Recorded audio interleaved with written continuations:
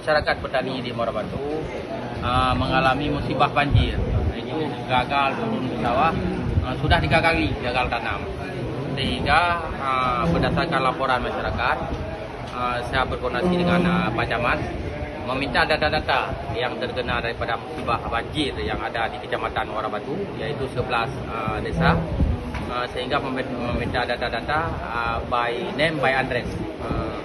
Berdasarkan data yang disampaikan oleh Pak Camat itu, saya koordinasikan dengan Kementerian Sosial terhadap musibah yang terjadi di Muara Batu. Nama-nama tersebut saya kirim ke Kementerian Sosial untuk meminta agar ini dapat dibantu untuk masyarakat di Kecamatan Muara Batu yang musibah.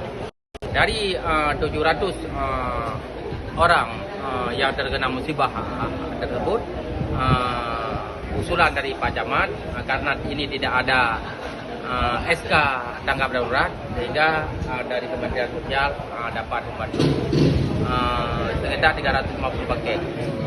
Sehingga karena ini agak kurang, saya tambah 50 paket, sehingga kita serahkan 400 paket pada hari yang berbagai ini kepada Pak Camat, kisi perwakilan masyarakat yang datanya sudah kita minta. Tujuannya adalah ini untuk meringankan beban terhadap musibah yang terjadi, dan kedepannya kita juga akan mengusahakan agar normalisasi Kurung Ajo dan pelabuhan Kuala daripada Kurung Ajo itu dapat dinormalisasi kembali, sehingga musibah-musibah ini tidak terulang lagi. Inilah tujuan daripada pertemuan pada hari yang berbagai ini. Dan alhamdulillah kita minta doa daripada masyarakat Muara Batu. Mudah-mudahan ke depan baik pun daerah Muara Batu dan daerah lain-lain dapat dengan kehadiran saya di DPD RI dapat membantu meringankan beban masyarakat yang lagi musibah. Paket sembako yang akan kita serahkan 400 paket berisi apa saja ini? Itu berisi beras 5 kilo, minyak 1 kilo, gula 1 kilo, dan mie instan. Itu merupakan hasil daripada kerja keras Pak Camat juga.